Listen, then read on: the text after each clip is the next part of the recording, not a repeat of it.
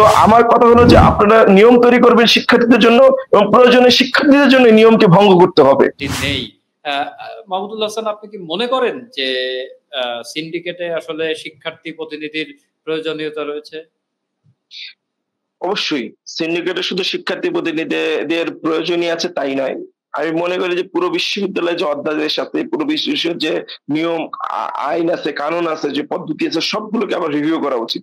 সারা দেশে যেভাবে সংস্কার কার্যক্রম পরিচালিত হচ্ছে বিভিন্ন সংস্কার কমিশনের মাধ্যমে, আমি মনে করি যে শিক্ষার্থীদের নির্বাচনে ডাকসুতে যারা নির্বাচিত হবে তাদেরকে সাথে নিয়ে তাদের একজন করে প্রতিনিধি নিয়ে পুরো বিশ্ববিদ্যালয়ের পুরো সিস্টেমকে আবার রিভিউ করতে হবে এবং কোন জায়গায় আমরা দেখেছি যে আমি মনে করি যে বিশ্ববিদ্যালয়ের শিক্ষার্থীদের জন্য আমরা দেখেছি নানান ধরনের নিয়ম, নানান ধরনের কানুনের এক্সকিউজ দিয়ে নানান ধরনের শিক্ষার্থীকে নানান ধরনের হয়রানির শিকার হতে দেখেছি। তো আমার কথা হলো যে আপনারা নিয়ম তৈরি করবেন শিক্ষার্থীদের জন্য এবং প্রয়োজনে শিক্ষার্থীদের জন্য এই নিয়মকে ভঙ্গ করতে হবে। শিক্ষার্থীদের যেখানে সুবিধা হবে সেখানেই আপনাদের সেই সুবিধা অনুযায়ী কাজ করতে হবে।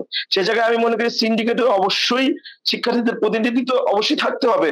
তাছাড়া পুরো অধ্যাদেশ ৭৩ যে অধ্যাদেশ এবং সহ বিশ্ববিদ্যালয়ের যে যত ধরনের নিয়ম কানুন আইন আছে সবগুলোকে আবার রিভিউ করে শিক্ষার্থী বান্ধব করে এই বিশ্ববিদ্যালয়ে নতুন করে আবার প্রত্যেকটা আইনকে চালু করতে হবে, এটা আমি মনে করি। এবং আমি ইনশাআল্লাহ যদি আমি নির্বাচিত হই এর দিকেই আমি এগিয়ে যাব এবং এর দাবিতে আমি কাজ করব।